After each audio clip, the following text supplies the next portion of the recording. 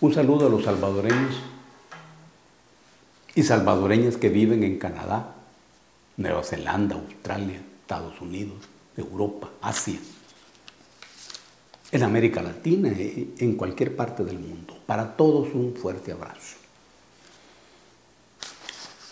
Voy a presentar este libro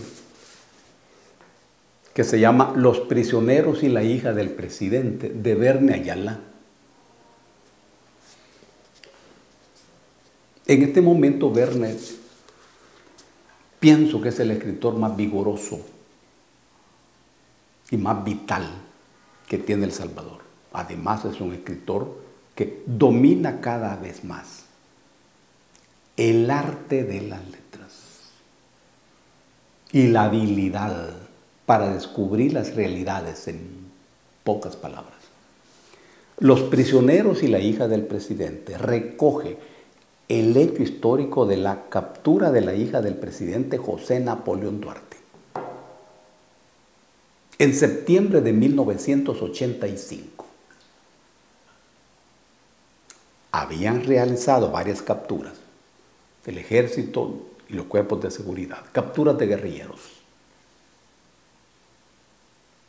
Y con esta captura de la hija del presidente se inició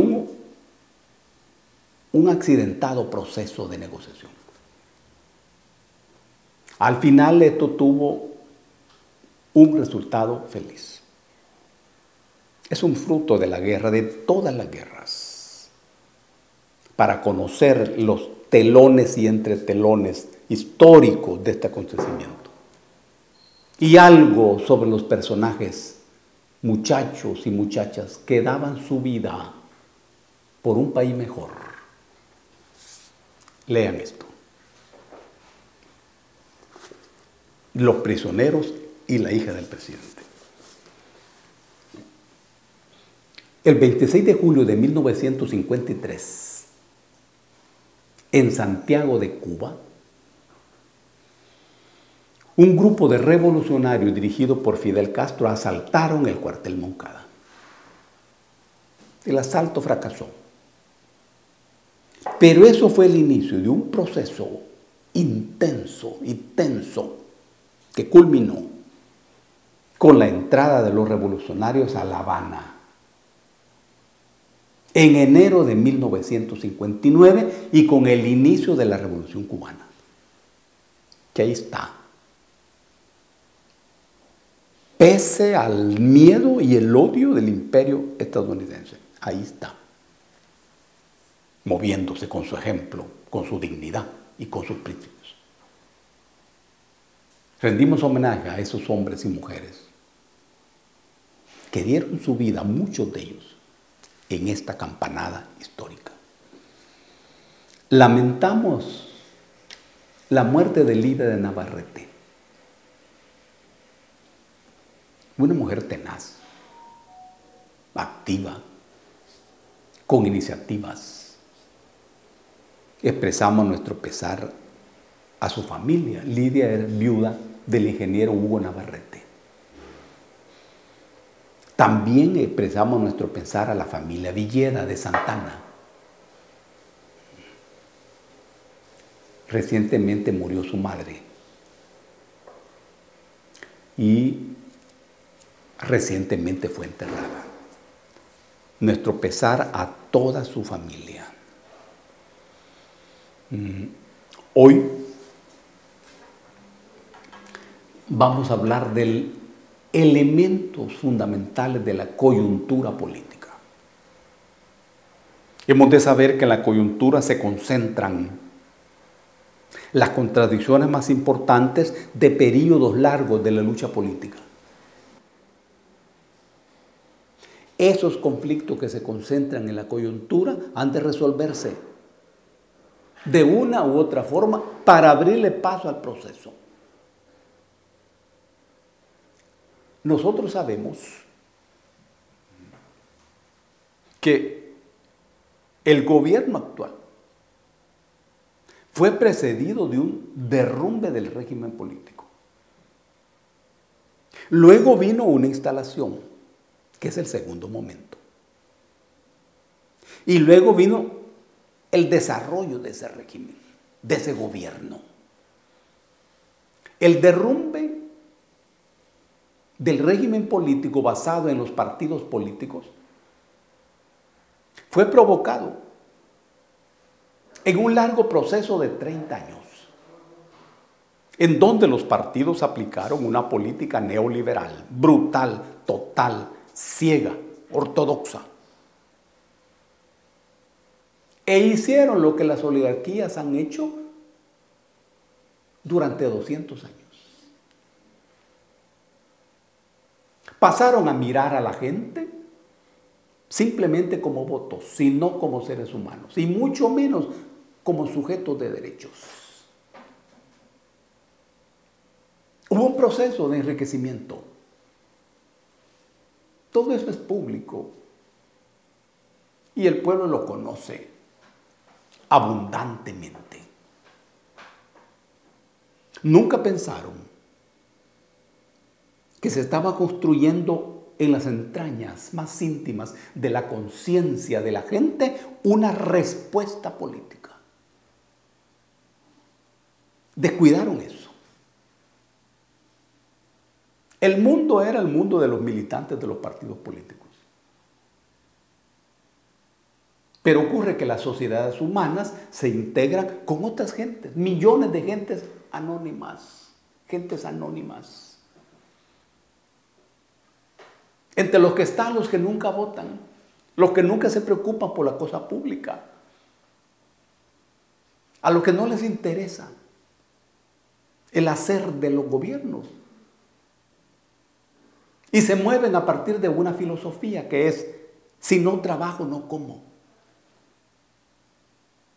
Otros dicen, la política no me da de comer. Otros dicen, la política es sucia. Todas estas ideas son equivocadas. Hasta cierto punto equivocadas, pero hasta cierto punto. Pero esto constituye valladares en la cabeza política del pueblo. Esos valladares fueron superados. Y en sucesivas votaciones, el pueblo arrasó con el régimen político del país basado en elecciones. ¿Qué significa esto? Que el sistema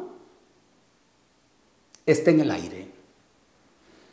El sistema es el conjunto de relaciones económicas, políticas, ideológicas, culturales.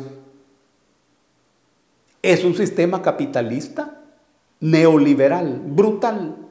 Ahora bien, ese sistema se sostiene en un andamiaje. Ese es el papel de los partidos políticos.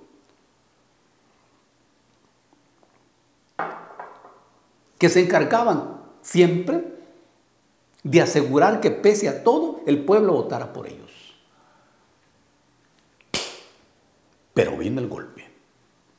Lo que ocurrió en estos años es una especie de insurrección. O si vos querés, un levantamiento popular usando los votos y no fusiles ni balas, disparando votos.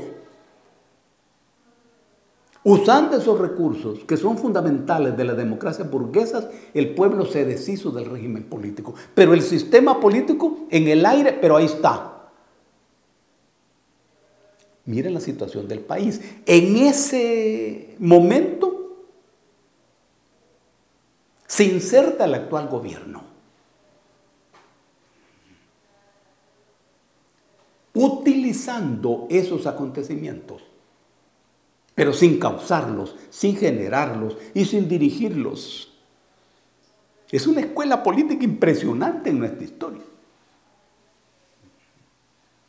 Llega este gobierno, amparado en la derrota del régimen.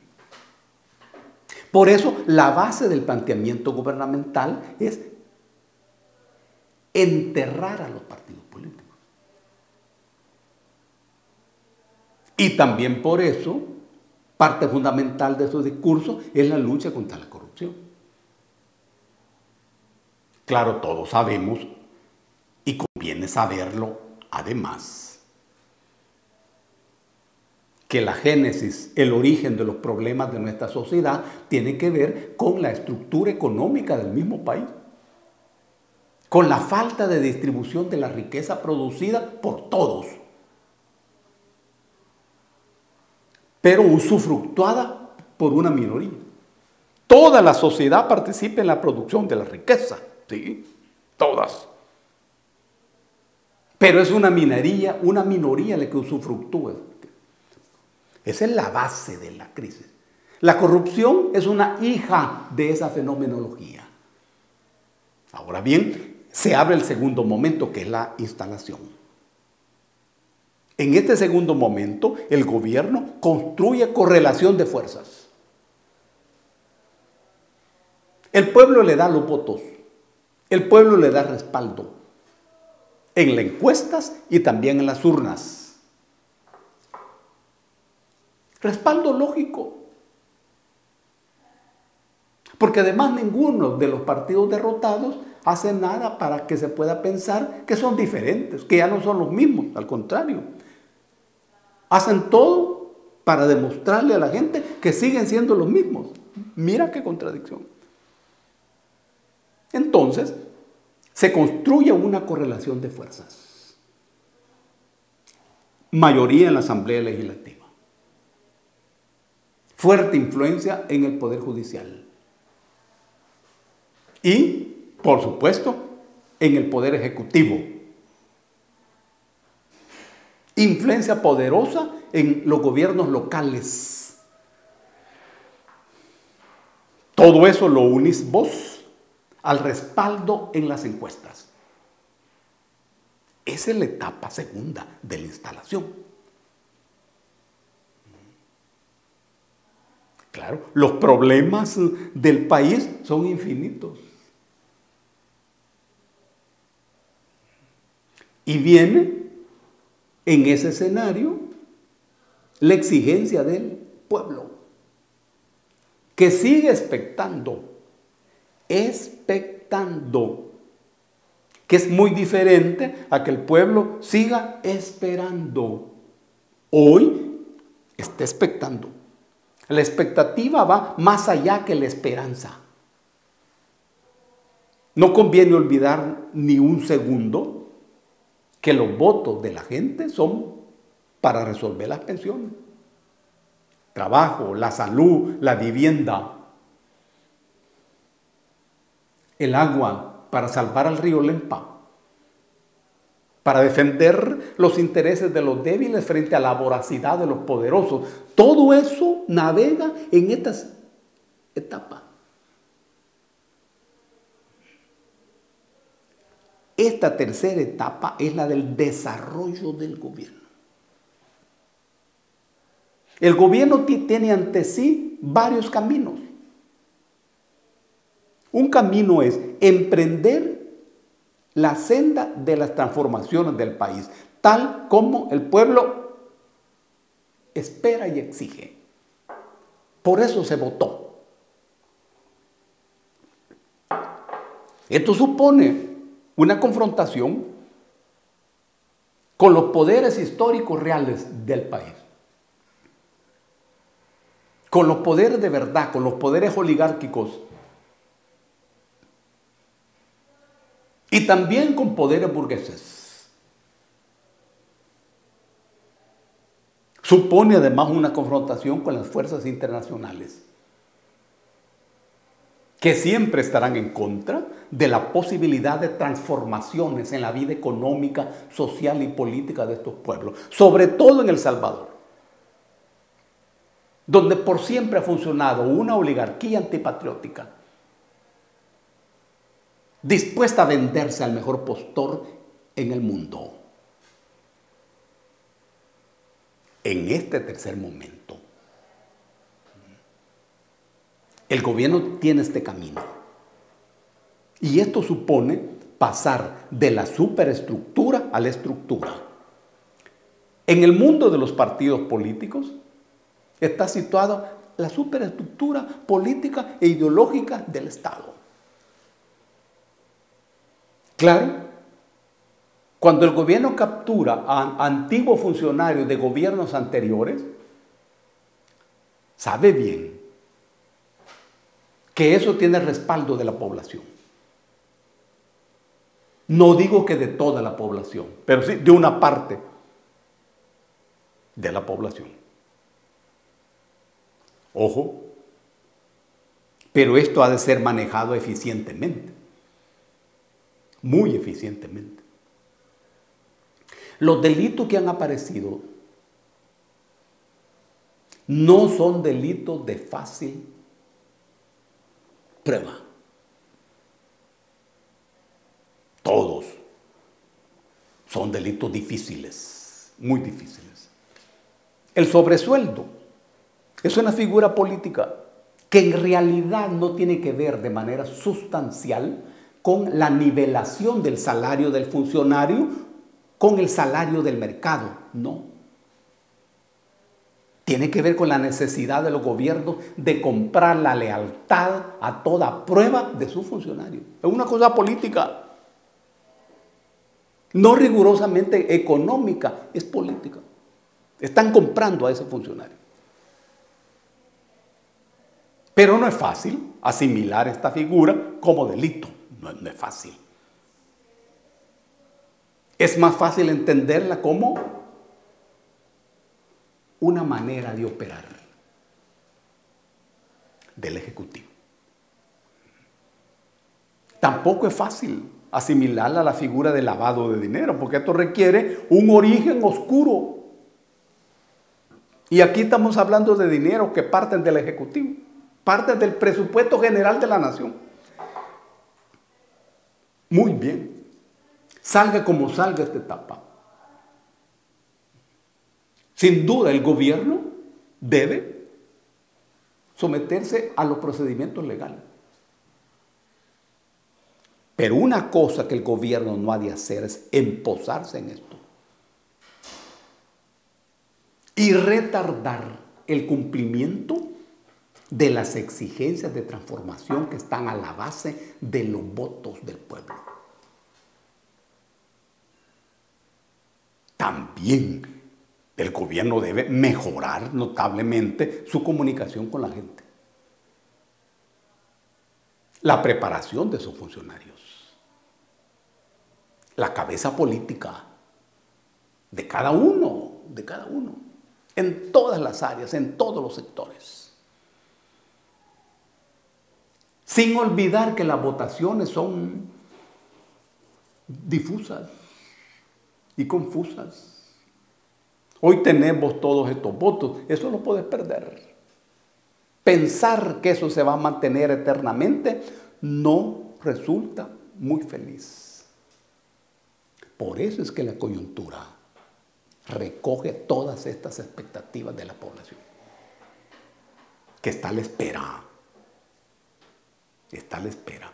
Y esa espera se vuelve cada vez más tensa, en la medida que cada vez más las crisis muerden las entrañas de la gente por todos lados y cada día es más difícil comer.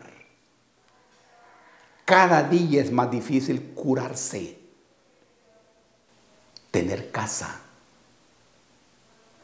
tener estudio y tener futuro.